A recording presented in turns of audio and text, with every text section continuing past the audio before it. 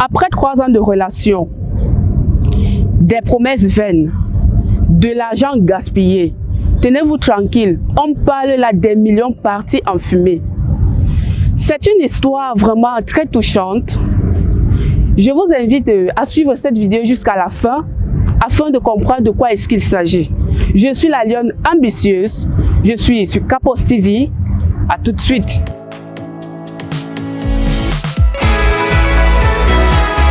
Alors, le jeune homme se retrouve aujourd'hui à l'étranger. C'est un aventurier.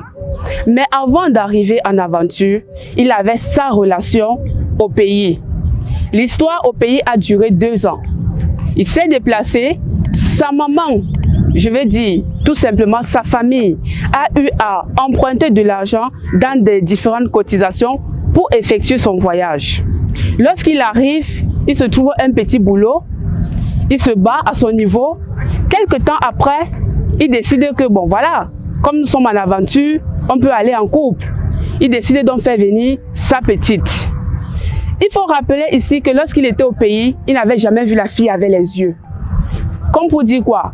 Vulgairement dit au quartier, il n'avait pas encore consommé le mariage, si je peux dire ça comme ça. Donc, il fait venir la fille, question de se battre aussi comme lui. Seulement la fille arrive, elle se couche, elle passe ses journées à ne rien faire. Elle sait que tonton est là, il donne tout. 3 mois passés, le visa est fini. La fille est toujours là, elle ne fait rien. Mais le gars, lui aussi, c'est comme si on avait attaché son cerveau.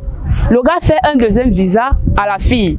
C'est comme ça que la fille se retrouve donc 6 mois à dormir, à ne rien faire. Plus tard, elle dit au gars, la vie est difficile ici, je veux rentrer. Le gars, puisqu'il était amoureux, sans se décourager, il renvoie la fille au pays. Et quand la fille arrive au pays, elle vient avec un autre sujet. Elle veut aller ailleurs, c'est-à-dire faire un autre voyage à l'étranger. Je vais parler d'ici du Canada. La fille veut aller au Canada. Nous tous, nous savons combien coûte ce voyage pour ce pays-là. Le gars alors, on ne sait pas vraiment ce qui ne va pas dans sa tête. Puisqu'il est héritier, il est resté avec des maisons. Il s'engage donc à vendre ses biens, tout en inventant une histoire à sa famille comme quoi il a mal au pied, son pied est en train de pourrir. Il ajoute ceci, on l'accuse d'avoir détourné beaucoup de millions.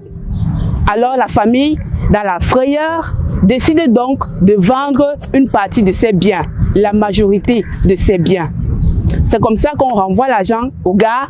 Il commence alors son cinéma. Il envoie d'abord 1 million. La fille dit non, il faut ceci. Il envoie encore jusqu'à ce que tous ces millions sont finis. Le gars aujourd'hui se retrouve perdu. Il se retrouve perdu pourquoi? Parce que la fille lui sort une histoire comme quoi tu m'as perdu 3 ans de ma vie. Entre vous, entre nous, qui a perdu ou alors qui a arnaqué l'autre? Pour moi, je pense que c'est de l'arnaque émotionnelle. C'est comme ça que je vais appeler ça. Aujourd'hui, le gars se pose la question de savoir s'il n'a pas été envoûté. Généralement, on utilise ce thème-là juste pour s'excuser. Mais en réalité, c'est une bêtise. Le gars a fait une bêtise qu'il refuse d'assumer lui-même. La relation aujourd'hui est cassée.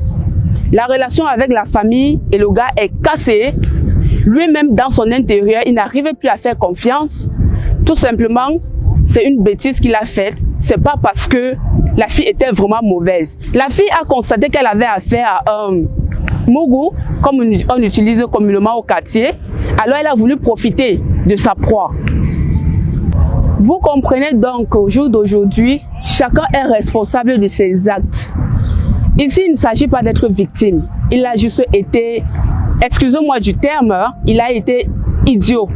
Il n'a pas utilisé son cerveau. Vous voyez donc que dans les jours à venir, dans ses prochaines relations, il fera plus attention. Parce que il fera plus attention, c'est vrai, mais la jeune dame qui va venir, ne pensez-vous pas qu'elle payera les pots cassés? Vu qu'il ne va plus jouer avec le cœur, il va maintenant jouer avec le cerveau. Il a été, je ne vais pas dire victime, il a été idiot face à cette situation.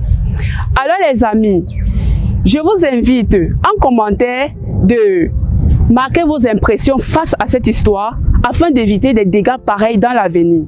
Alors, abonnez-vous, liker, commenter, partager et surtout d'activer la cloche de notification. Merci.